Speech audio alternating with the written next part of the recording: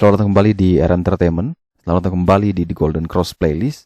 Seperti biasa hari ini kita akan melanjutkan review saham part yang ke-362. Namun sebelumnya bagi teman-teman yang mungkin belum subscribe channel YouTube ini, sekali lagi jangan lupa tekan tombol subscribe, nyalakan lonceng notifikasinya agar teman-teman tidak pernah ketinggalan informasi-informasi terbaru dari channel ini. Di part yang ke-362 kali ini kita akan kembali mereview ada 6 saham, di mana ada saham AGRS, SRTG, ISSP, KBAG, Trak, dan saham Zinc yang telah teman-teman request. Sebelum kita lanjut untuk mereview dari saham-saham ini, maka kita lihat lagi pergerakan dari indeks harga saham gabungan, di mana indeks juga sama hari ini dibanting cukup dalam di pagi hari, minus 1% lebih, dan setelah itu baru dia berangsur-angsur ditarik dan akhirnya closing di 6060 dan hanya minus 0,26%. Tadi pagi bahkan dia sempat sampai low di 5.996. Level support psikologis, support terkuat di 6.000 masih begitu kuat dipertahankan, sehingga ya selama masih bertahan di atas level 6.000 maka ESG semoga masih baik-baik saja. Semoga 6.000 itu tetap terus bisa dipertahankan. Transaksi hari ini sekitar 10,9 triliun dengan 229 saham naik, 284 saham turun, dan ada 146 saham yang bergerak stagnan. Kita langsung ke saham pertama yang akan kita review kali ini adalah saham AGRS, atau dengan kode emiten AGRS itu namanya adalah Bank IBK Indonesia, di mana saham ini ditutup yang benar seharusnya adalah di 244 ya. Ini kita koreksi karena memang tadi di The Golden Cross juga sudah diumumkan bahwa ada pembaruan data server yang mana memang akan menyebabkan harganya tidak update dalam beberapa hari ke depan. Jadi ini teman-teman, kami mohon maaf sebelumnya atas ketidaknyamanannya, dan kita coba update sesuai dengan harga penutupan yang sebenarnya ya. Karena harga penutupan ini di 244, maka kita pakai harga penutupan yang benar 244 atau minus 0,24%. Oke, dengan harga penutupan 244, maka jelas AGRS ini semakin dekat dan semakin berusaha untuk menguji level support terkuat di 240. Jadi kalau selama AGRS masih bisa mempertahankan level 240, maka sebenarnya AGRS itu masih baik-baik saja atau masih aman-aman saja. Tapi kalau level ini jebol, tidak mampu dipertahankan, maka potensi AGRS bisa menuju ke 226 sampai ke 222. Jadi kalau 240 itu tidak mampu dipertahankan, maka peluang penurunan itu masih terus ada, dan next target penurunan adalah ke 222 sampai dengan 226. Akan tetapi kalau misalkan AGRS bisa mempertahankan level pentingnya di 240 ini, maka itu bisa menjadi satu hal yang menarik. Karena dengan dia mampu mempertahankan level tersebut, kita bisa mempertimbangkan untuk entry buy di sana 240, 244, batasi cut loss kurang lebih di 234, 236, dengan target kenaikan adalah menuju ke 258. Ini target terdekat kita. Dan target jauh menuju PBH di 280. Kalau kita perhatikan dari broker summary, menurut saya pribadi cara volume masih jelek, tapi secara structure sudah mulai menarik. Semoga 240 itu mampu dipertahankan, dan setelah itu dia bisa menarik untuk kita lirik atau untuk kita entry. Akan tetapi kalau misalkan beneran jebol di bawah 240, yang sudah punya barang prepare cut loss di 234 sampai dengan 236, yang belum punya barang mending wait and see dulu sampai nanti dia bisa naik kembali di atas 240, atau mungkin sampai nanti kita akan lihat adanya adjustment PBL baru atau kita menemukan level support baru dari saham ini. Berikutnya kita punya saham Saratoga Investama Sedaya dengan kode emiten SRTG, di mana saham ini ditutup minus 2,98%. Ini berdasarkan data dari The Golden Cross, dan kebetulan juga saya cek di RTI angkanya sama closingnya, jadi kita bisa pakai ini, di mana SRTG sendiri hari ini tidak begitu banyak kenaikan yang berarti, karena memang dari awal opening di 18.50 itu langsung dibanting terus, dan tidak mampu bisa masuk ke zona hijau ya, naik sampai 18.50 sudah tidak sempat lagi, dan akhirnya harus bertahan di 17.95. Kalau kita perhatikan memang SRTG sebelumnya sempat mengalami satu kenaikan yang cukup signifikan dan wajar sekali ketika dia melakukan koreksi, tapi selalu yang saya katakan bahwa ketika melakukan koreksi dengan kenaikan yang cukup besar, maka minimal dia harus mempertahankan level tengahnya. Kebetulan level tengahnya ini adalah area PBH. Jadi selama dia masih bertahan di atas 17.25, maka sebenarnya itu masih akan terjadi koreksi yang sehat seharusnya ya. Jadi kalau misalkan dia sudah naik tinggi, maka dia turun.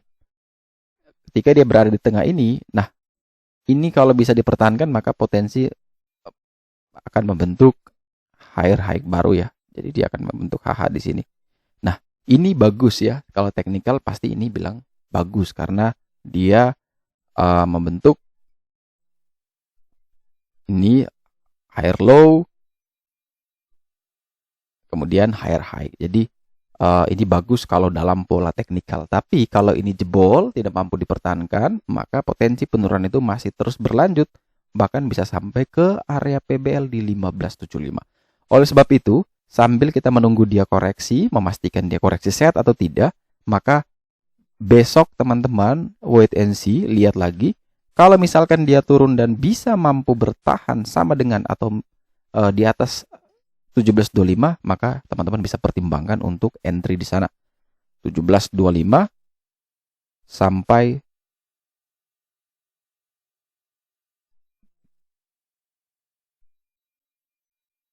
17.35 ya. Teman-teman bisa pakai ini sebagai area belinya ya, 17.25 sampai dengan 17.35.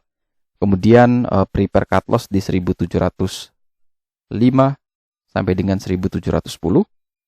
Untuk target kenaikan adalah menuju ke harga 40 hari harga tertinggi di 1995 sampai dengan 2000. Itu kita bisa pakai sebagai target kenaikan. Jadi sekali lagi, kalau misalkan SRTG mampu bertahan di level 17.25, maka bisa dipertimbangkan entry buy 17.25 sampai dengan 17.35, batasi cut loss di 17.05 sampai dengan 17.10 dengan target kenaikan ke 1995 sampai dengan 2000.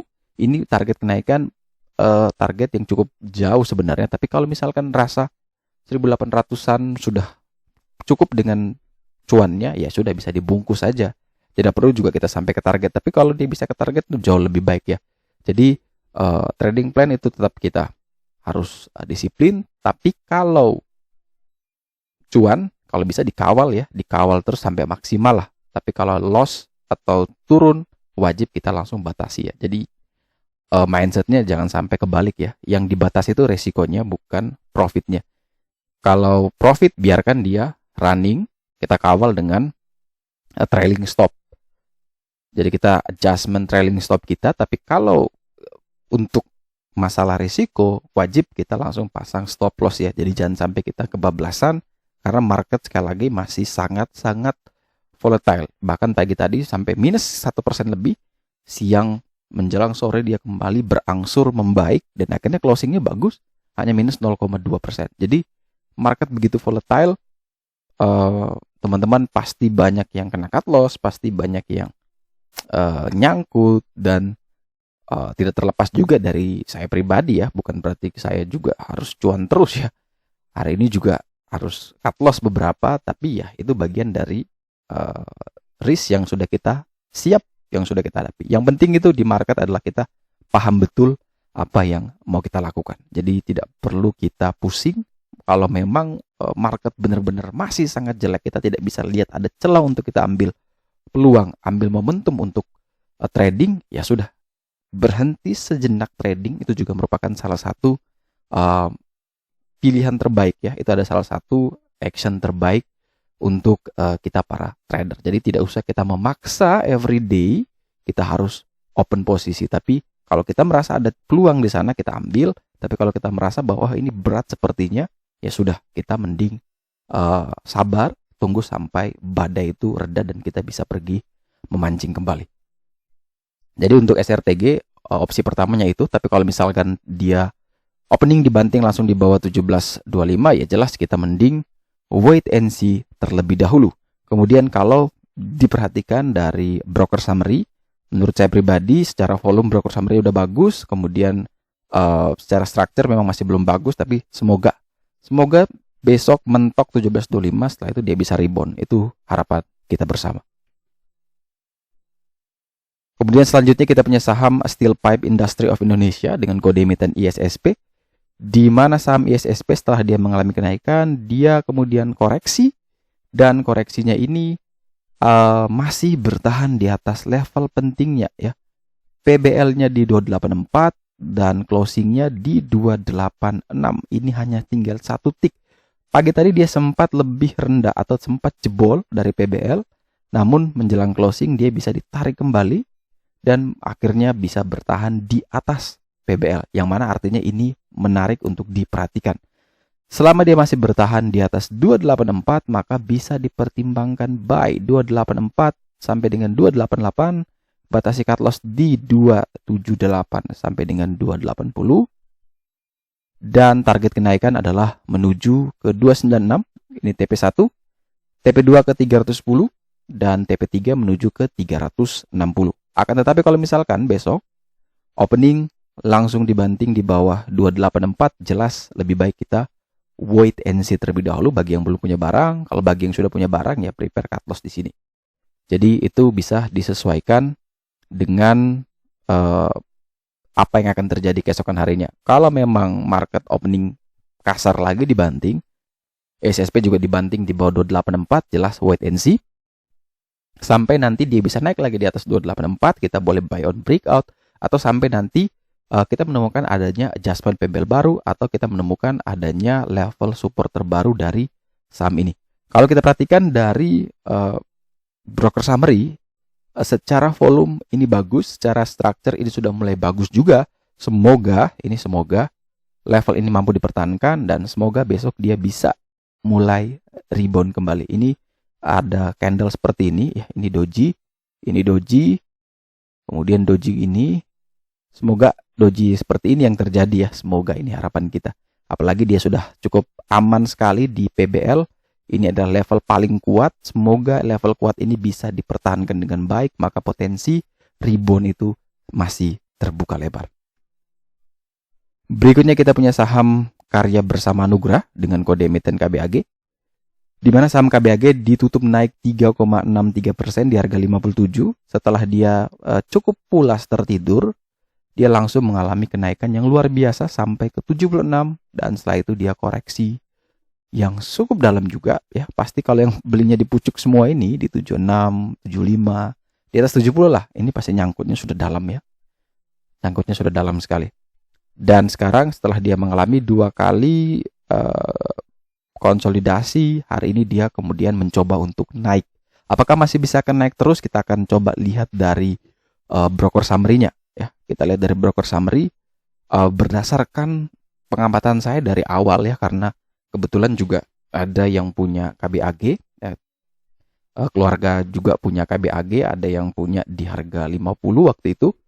Dan saya amati dari polanya, dari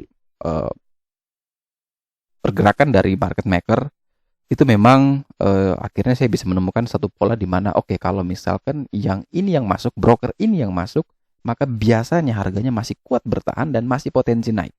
Tapi kalau yang ini yang masuk, maka itu artinya sudah selesai pestanya. Nah, apakah ini bisa work lagi atau tidak? Nah, coba kita perhatikan lagi, karena kemarin itu kita bisa jual sampai di beli 50 berarti jual di 67 ya. Itu cukup besar ya, hampir 30% lebih. Itu lumayan, karena kita yakin sekali waktu dia di sini, dia waktu konsolidasi di sini, ini kita belum mau jual karena bandermologinya masih sangat bagus sekali, dan ternyata beneran dia naik, dan baru kita jual di 67. Namun sayang sekali dia masih bisa naik 76, tapi it's okay, kita tetap dapat profit. Nah, kalau dari yang pola kemarin, dari yang kami lihat kemarin, dari yang 50 itu, maka di pola saat ini memang ini masih hampir sama ya, yang mana mengindikasikan bahwa masih ada peluang, ini masih ada celah, dia masih bisa lanjutkan kenaikan. Bisa benar, bisa salah, tapi berdasarkan kalau dalam bandermologi itu kan ada banyak trik atau ada banyak jurusan lah istilahnya. Nah, Ini kita membaca dari tape reading ya, kita membaca karakteristik dari masing-masing saham, kemudian kita breakdown, kita melihat dari pergerakan-pergerakan itu dengan intens melihat satu saham saja, maka kita bisa mengetahui yang namanya karakteristik atau behavior, perilaku dari broker-broker tersebut. Nah, dari pengalaman itulah, dengan model seperti ini, menurut saya pribadi, ini bisa sekali lagi bisa benar bisa salah ya, disclaimer on juga, tapi saya lebih condong bahwa masih lebih ada potensi dia masih bisa sedikit lagi naik ya. Dan mungkin teman-teman yang sudah punya barang ya bisa manfaatkan itu untuk taking profit, karena sekali lagi di sini banyak sekali jarum-jarum ya. Ini kalau dia sudah naik, lebih baik ambil posisi untuk jual dulu karena bisa dapat lagi di harga bawah. Jadi ini kalau besok dia sempat terbang tinggi lagi ke 60, 65, ya silakan bisa di taking profit, tidak perlu mau kemaruk ya, ambil banyak-banyak nanti malah nyangkut, karena lihat ini udah dekat sekali dengan 50, jangan sampai dia tidur lagi. Dia tidurnya panjang loh. Ini bisa setahun 2 tahun ini. Jadi kalau misalkan teman-teman yang sudah punya barang di harga bawah, katakan di 55, 53 mungkin karena kemarin sempat juga kena sana, ya teman-teman bisa ambil posisi untuk TP dulu. Nanti kita lihat momentum untuk bisa ambil lagi atau tidak. Tapi kalau misalkan yang belum punya saham ini, memang ini cukup beresiko karena dekat sekali dengan area 50. Jangan sampai habis teman-teman beli, setelah itu dia dibanting tidur. Habis tidur pusing. Kalau memang nekat mau beli, maka toleransi terakhir di 51. Cut loss di sini, pas PBL cut loss, selesai. Mau ambil di harga berapa ya lebih bagus ya di 52 sampai 54, ini bagus, cut loss 51, selesai. Kalau dapat di harga sini, TP-nya di 59, 63 sampai terakhir 76. Tapi kalau dia malah bisa naik dulu pagi-pagi yang belum punya barang, jangan kejar. Yang sudah punya barang langsung prepare TP. Semoga dia ke 63, silakan TP. Kalau bisa kuat dia lanjut ke 76 juga bisa TP. Tapi saran saya ya ke 63 juga udah banyak ya, itu bisa sampai 5-6% juga sudah besar sekali dalam satu hari. Jadi jangan kemaruk, jangan greedy. Tetap kita harus lihat dari setiap emiten ya. Emiten ini volatilitasnya bagus apa tidak, tinggi atau tidak, prospeknya seperti apa itu harus dilihat juga nih. Karena kalau semua sudah nyangkut, maka semua orang akan cari lagi nih. Akan bertanya, ini fundamentalnya bagus apa tidak ya? Nah itu. Tapi ketika dia memutuskan, itu pasti yang dilihat pertama memang teknikal atau bandermologi. Jadi orang kalau belum nyangkut, maka yang dilihat masih teknikal dan bandermologi. Tapi kalau sudah nyangkut, baru dia tanya-tanya fundamental. Karena apa? Untuk meyakinkan dia ini masih bisa di hold atau tidak. Itu sudah lumrah harusnya. Jadi jangan sampai teman-teman kemaruk ya, terbang tinggi, kejar, habis kejar dibanting. Sekali lagi ingat ya, ini banyak jarum-jarumnya. Jangan sampai teman-teman hanya sebagai tukang cuci piring. Berikutnya kita punya saham truk, di mana saham truk ini sepertinya tidak sesuai dengan updatean. Harganya di 162 kalau data RTI, atau naik 17% ya. Ini balik lagi seperti tadi, mohon maaf karena salah ya, data feedernya bermasalah. Oke, kalau kita pakai patokan di 162, maka ini sudah jebol dari 159 atau level PBH-nya ya. Itu level resisten paling kuat, dan kenaikannya truk ini berlangsung menjelang closing tadi jam 2 lewat tuh dia tiba-tiba ditarik kencang sekali, padahal sebelumnya dia masih bergerak sideways. Dan kalau dia sudah berhasil menembus dari 159, maka level 159 itu adalah level support terkuat baru untuk saham truk. Selama dia masih bertahan di atas 159, maka saham truk masih aman. Dan untuk next target bagi yang sudah punya sahamnya, itu mungkin next targetnya di 170 sampai dengan 180. Tapi kalau yang belum punya barang, mau mencoba beli, memang ini masih berisiko ya, karena memang kenaikannya sudah sangat signifikan. Takutnya dibanting ARB, teman-teman cut loss diterbangkan lagi, cut loss lagi, diterbangkan lagi. Nah, kalau memang mau coba nekat beli walaupun tidak direkomendasi, ya maka selama dia masih bertahan di atas 159, silakan beli. Tapi kalau tidak mampu bertahan di 159, lebih baik wait and see, atau yang sudah terlanjur punya barangnya lebih baik prepare cut loss 155 atau 56, cut loss dulu. nanti kita ambil lagi di sekitar 116 sampai dengan 120. Itu mungkin jauh lebih menarik. Kalau kita perhatikan dari broker summary, ini sepertinya besok pagi paling naik dikit. Setelah itu mungkin dibanting ya. Kalau dari formasi seperti ini, ada kemungkinan besar mungkin naik tipis, setelah itu dibanting atau koreksi. Jadi pasti kemungkinan besar besok akan ada yang namanya jarum-jarum ini. Jadi yang sudah punya barangnya TP lebih bagus ya. Kalau dia naik, syukur-syukur naik, di taking profit aja atau di trailing stop aja. Mungkin takut malah jual terus naik lagi ya, dipasang trailing stop saja. Tapi kalau yang belum punya barang, ketika pagi opening langsung terbang tinggi, jangan kejar. Lebih baik wait and see dulu, beli dekat-dekat dengan 159, kurang lebih 159, 160, atau kalau memang 159, 160 tidak mampu bertahan, jangan beli. Lebih baik ambil lagi di 116 sampai dengan 120. Tapi kalau sudah terlanjur beli di 159 sampai dengan 160 tadi, ya lebih baik batasi cut loss ya, 155, 156.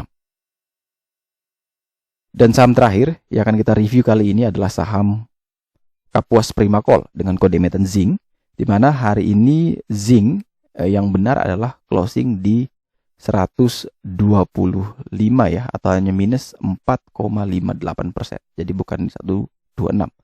Nah, closing di 125 artinya ZING tidak mampu bertahan di level support terkuat di 128. Jadi setelah dia naik pelan-pelan kemarin, dibanting, kemudian dia coba naik lagi, tidak mampu menembus PBH, dibanting langsung ke 125. Dan ini artinya di level saat ini ZING sudah tidak menarik sama sekali. Kita akan beli ZING kalau memang dia bisa naik lagi di atas 128, atau nanti kita menemukan adanya level adjustment pebble baru, atau kita menemukan level support terbaru. Itulah baru membuat ZING menarik lagi. Tapi untuk saat ini memang ZING lebih baik yang sudah punya barang, prepare cut loss ya, harusnya ini sudah masuk area cut loss. Yang belum punya barang lebih baik kita wait and see terlebih dahulu. Transaksi ZING memang dari dulu cukup besar, dan di sini memang cara volume sama strukturnya ini cukup jelek ya. Memungkinkan masih akan terus terjadi penurunan ya. Jadi lebih baik selama dia masih belum naik ke atas PBL, selama dia masih belum menemukan adjustment PBL baru atau menemukan level support baru, lebih baik untuk ZING kita wait and see terlebih dahulu. Oke, sekian dulu review saham part yang ke-362 hari ini. Terima kasih banyak teman-teman yang telah setia menonton. Sekali lagi jangan lupa like, subscribe, dan share, agar semua informasi yang dalam video dapat berguna, bermanfaat, dan tentunya bisa menjadi panduan trading di keesokan harinya. Sekali lagi terima kasih banyak. Sampai jumpa dan semoga membantu.